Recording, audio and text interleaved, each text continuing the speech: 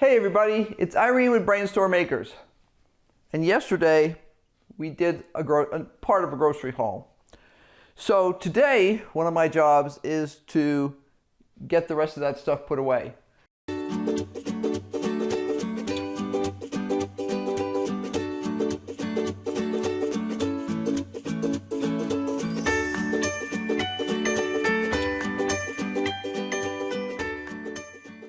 We got the easy things like canned goods put away yesterday. That's what I was going to do. I'll be right back. Magic from the pantry. We've been doing this for a while, but I think it bears repeating. One of the problems with stockpiling food is that you need to keep track of it. And there are very few things more frustrating than cleaning out a pantry area and discovering that a couple of things have expired. Not just by a month. I generally, unless a container is swollen or looks funky, a month or something like that is not going to make a difference in the safety of the item. It might make a fractional difference if you've stored it warm or something like that in the quality of an item. But especially if it's something you're really fond of, to discover that you've managed to waste something, and heaven forbid it should be something expensive, because you just didn't keep track of dates. So one of the first things I do when we get new canned goods in is somewhere on that canned goods it will say when it expires. December 28th, 2022 is what this soup can says. Now I don't always write the actual date. It might be, I might just write 12/22. This particular day I was energetic, so I wrote 12/28/22. Doesn't matter.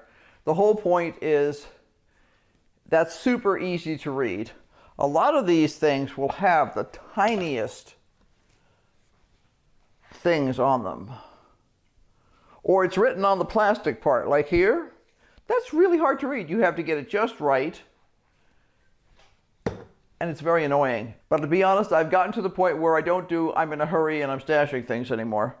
I keep track of things like this, and when I bring in new things, I check the dates on the stuff that's already on the shelf, because just because I bought this now does not mean it has a better best if used by date than what I already have on the shelf. And we've seen that a bunch of times. Sometimes our regular grocery store will have stuff that expires way faster than something we buy a month or two later at a big box store. And it has to do with turnaround and when it's been stored and all that other kind of stuff. The different lots that go out to different storage facilities and distribution centers. But I actually read, and this is not too bad. You can read this. But I tell you what, some of this stuff, these really tiny, even with bifocals, it's very annoying. I just write it big. And like I say, usually I just write the month and the year. That's enough to keep it straight. But an important thing to do. We do the same thing with other things that we're doing. Like today, for instance, I've got a package of walnuts that need to be vacuum sealed and a package of pecans that need to be vacuum sealed. And I'm going to stick stickers on the top of them. And these I got energetic with. These say 11/12/21. Okay? And this is leftover label material from my business. I have to trim these off the labels because they're too big. And I just slice them up and use them on the top of jars like this. This is the only process that I reuse used canning jar lids for. They've been washed, they're clean, they're not greasy or discolored or anything else like that. And I will reuse these. So let's get the nuts out of the way, and then I have something else to do.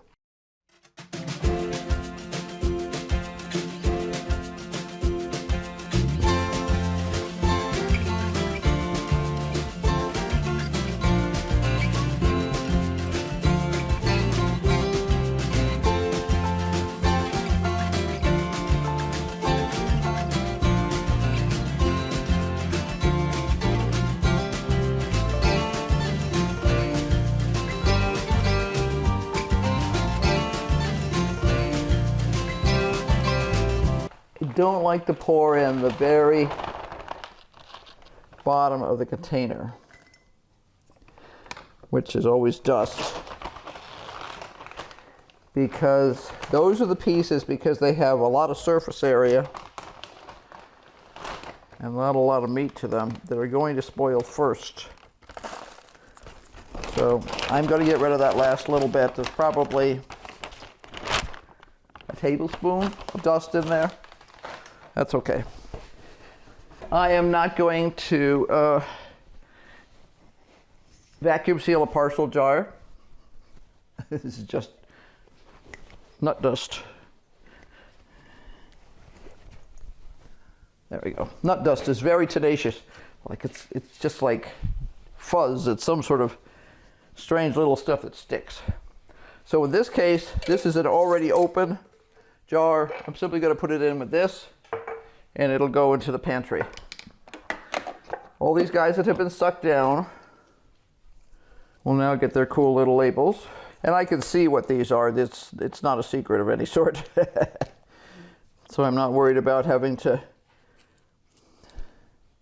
say what they are. If it was a canned item like a beef stew or something like that, I always do mark it, because sometimes, surprisingly, it can be hard to tell what something is once it's been canned. I'm just going to stick these. I do put rings on these, which I don't on regular things for storage. My theory is these do get knocked around in there sometimes. I'm not concerned about the sealing for safety purposes here. What we're doing here is we're sealing for long-term storage purposes. In other words, removing the air from these jars will preserve these nuts in a fresh state for a much longer time frame than if they had a lot of oxygen floating around in there. Because oxidation is what causes the oils in here to go rancid. Having it properly stored and then removing the oxygen makes a huge difference. Now these jars are all clean, and when they're done being cleaned, they are automatically stored upside down in a clean tray. I don't have all of my jar trays, but I have a lot of them, and they sit nested inside one another in various locations in the pantry. If I had to, I could actually store canned goods in them. I prefer not to. I prefer to store canned goods on the shelf. And I'm doing the same thing with this one as I did with the walnuts. The leftover pecans go into a currently open jar. It just doesn't make sense to store a partial jar. Jars take room. They are a resource, and therefore I don't want to waste them. So this guy will go back on the shelf with his buddies, and I can see by looking, that's the other one, and these are all going back on. I figure that a 2-pound container of pecan halves will usually be about 4.5 pints of shaken down in the jar. The other container was a larger one, I think. Let's see. The walnuts come in 3-pound containers, so that was obviously a bunch more. I just refilled the Berkey this morning, and I can hear it dripping. The sound of water is one of those things that is awesome when you're out in the forest, but when you live in a desert environment, the sound of water spells danger, and you're like, oops, quiet. And it's like, oh no, there's water. And I always have to remind myself, no, that's allowed to drip. The next thing that needs to do is meat. Now I have to admit, this is not my favorite job. The difference that it makes for us financially makes it more than worthwhile. We went to a big box store, and I have a big family pack of boneless, skinless chicken breasts. And it works out to $1.89 a pound. There are 1, 2, 3, 4, 5, 6, 7, 8, 9, 10 breasts in here. And that means I am paying $1.50 basically for every chicken breast. And these are big breasts. Now, a chicken breast is enough for the two of us for dinner. All of a sudden, this package becomes like 5 dinners. Now, is there anything that I toss out? Yeah, there's always a little bit of something here. I can see they left a little too much chicken fat.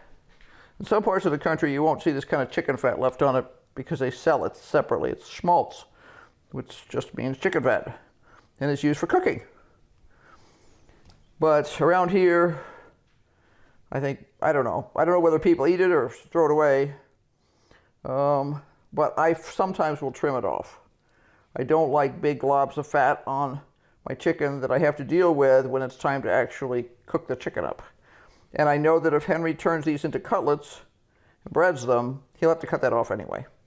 So I'm going to just cut that off right now, along with some less than perfect veining and stuff that the butcher left on here. And I'll leave that in the tray. And I'll ask Henry if he wants me to put away the schmaltz separately or not. But there we have a chicken. Now, when I'm doing this kind of stuff, my hands are immaculate. They have been washed very carefully. And I have a napkin with me at all times, some sort of paper towel, because you get gooey. And you do not want to be gooey. I need to set this for moist, because these are moist. And plop them in there. I'm going to put 2 in a couple of these, and then I'll make some smaller bags that only have 1 in them.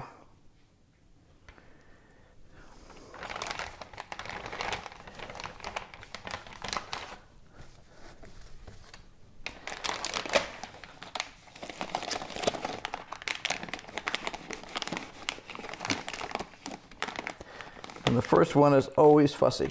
It's really amazing, no matter how many times I do this. And this is an older machine, which means it's gotten fussier. Come on, kids, you can do this. I need to make sure that that bottom tray is in.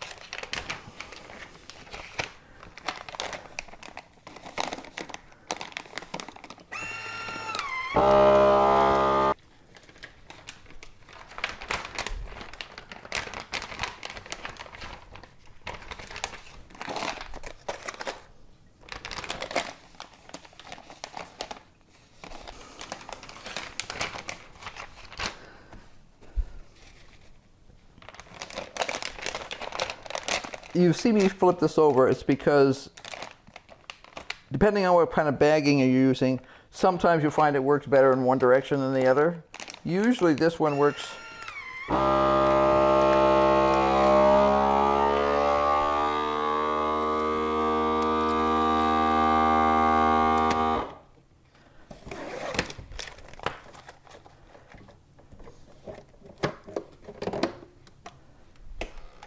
Usually this one works better with the rough, ridgy side that allows the air to be pulled out through channels down.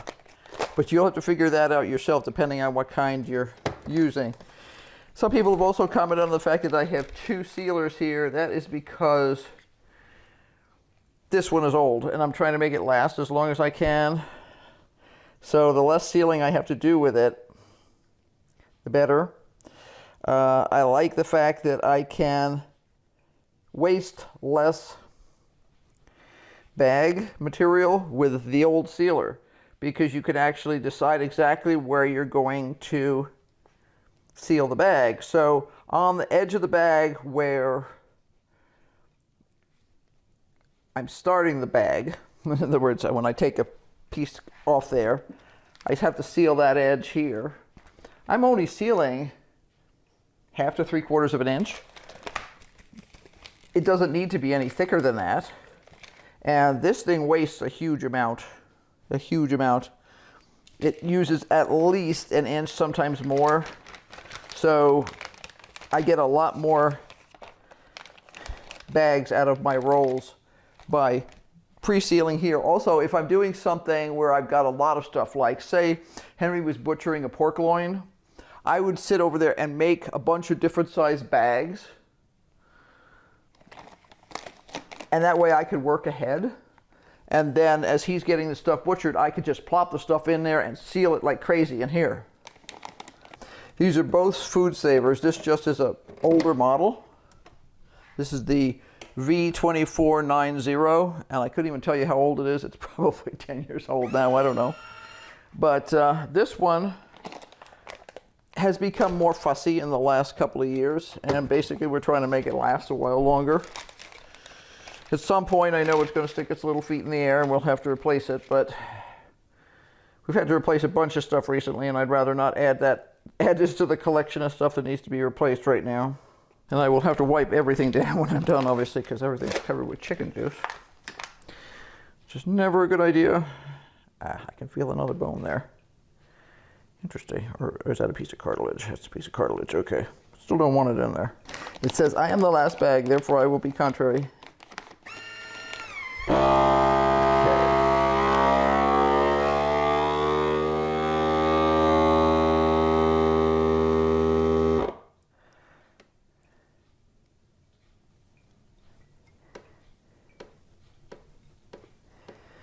Okay, there's a piece of chicken that's nice.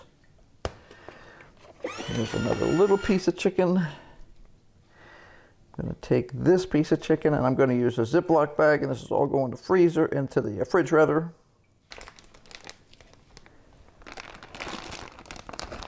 And this guy goes in the fridge. If you live someplace that does not have easy garbage pickup and you're hauling to the dump, one of the easiest things you can do to make your life less stinky is this. We save old Ziploc bags that are not gross. This had some sort of a bread product in it, maybe a pizza or something like that in it. And, oops, that was a mess. Be careful, yes, you just make a mess. Okay. Now I'll be wiping everything down here, but the interior goop here, the pad that's full of liquid that you just paid for instead of meat, and any meat scraps and stuff like that, all goes in this Ziploc before it goes into the trash. We do not have garbage pickup here.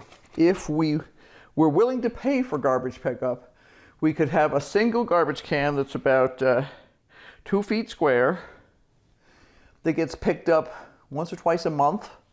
And I think it's $75. Nope, we haul to the dump, or we've got another person that we can pay to put stuff in their dumpster. But what you just couldn't hear me doing, although you could hear it clunking over there, is I just rinsed these plastic trays off. They're not sanitary. They're not going to be reused, but they can now go in the trash and they won't get nearly as stinky as fast.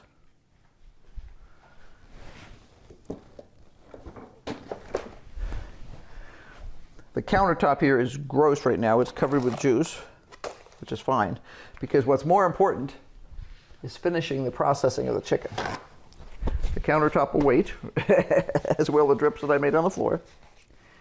But I have now got all this chicken, and it needs to be labeled, and it's going to be labeled 11, 12, 21. And usually I will also write chicken breast on it.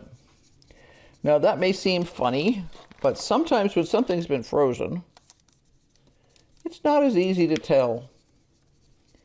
Now, chicken breasts are not usually a problem, but it really doesn't take that long.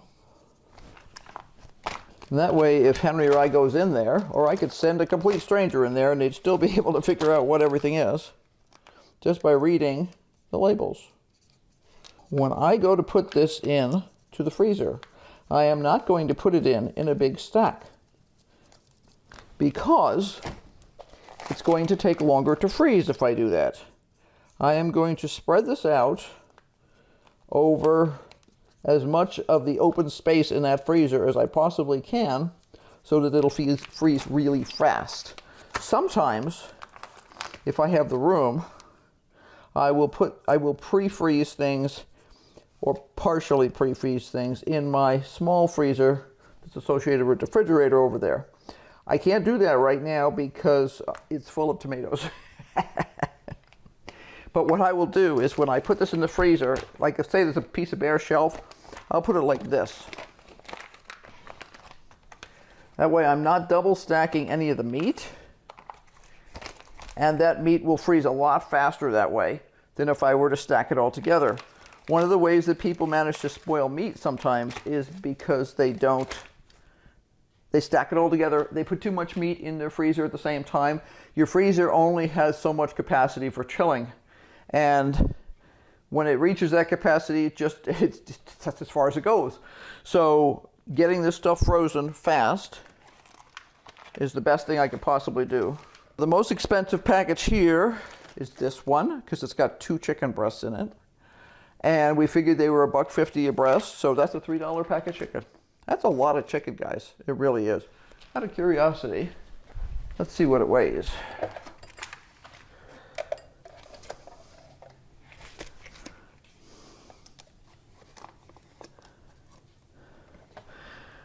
Pound and a half. No, pound and 1 pound 5 ounces. So, yeah, that's quite a bit of chicken. Now, I'll be honest, we don't eat as much meat as we used to. It's gotten a wee bit expensive. So, we've figured out ways to make it stretch. And we'll bread chicken, we'll do all kinds of other things with it. We make soups and stews a lot. It's really not that much of a sad thing. I mean, once in a while it's nice to have a big chunk of meat, but most of the time in between times we're getting enough protein because we get a lot of vegetable protein too. So it's fine. I hope this helps you figure out how you're going to handle your stuff when it comes in from the stores. And know that you need to set the time aside. You know, I have a class today, but got an hour and a half before my class. I planned for this. I planned to get this stuff taken care of because it doesn't make any sense to buy a big package of stuff and then let it spoil in the refrigerator because you can't eat it fast enough. So whether you're throwing it into little Ziplocs and getting it into the freezer or turning it into a soup or stew that gets canned or whatever you do, you just need to think about that ahead of time so you can get it done. Because it's important. It doesn't make sense to spend the money and then let it spoil. So until next time, be sure to like, subscribe, and hit that notification bell because we have all kinds of stuff going on. I got a couple of really cool little projects I'm going to start pretty quick here. I think everybody will enjoy them. I know we had a big pile of one of these projects for dinner last night, and it was really delicious. The chef got accolades. So something we used to make years ago, didn't make for a while, realized we could make it again. And yeah, it's a lot of fun. It's like this, a little bit of work, but well worth it because once you've made them, they sit there in the freezer for up to 3 months, and you can just pull them out whenever you want them, which I love. That's fast food to me.